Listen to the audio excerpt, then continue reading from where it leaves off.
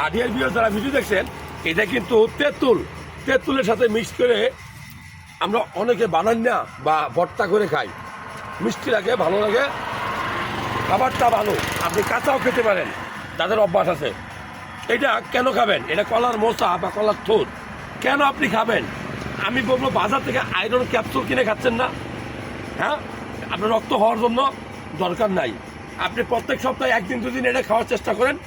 যে সকল মা বোনদের রক্তশূন্যতা রোগে ভুগছেন তাদের জন্য খুব উপকারী। যারা গর্ভবতী মা আছেন, গর্ভাবস্থায় ফলিক অ্যাসিড দরকার, জিঙ্ক দরকার, আয়রন দরকার। এটা খুবই ভালো পুষ্টিকর খাবার, কোনো সাইড এফেক্ট নাই। এটা খাইলে গ্যাস্ট্রিক থেকে দূরে থাকবেন। পায়খানা যাদের কষা, পায়খানা নরম হবে। খুবই গুরুত্বপূর্ণ একটা খাবার। আমি বলবো নিয়মিত কলার মোচা খেতে পারেন।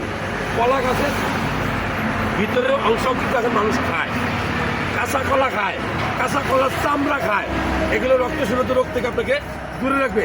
ভালো লাগলে এই তথ্যগুলো শেয়ার করবেন।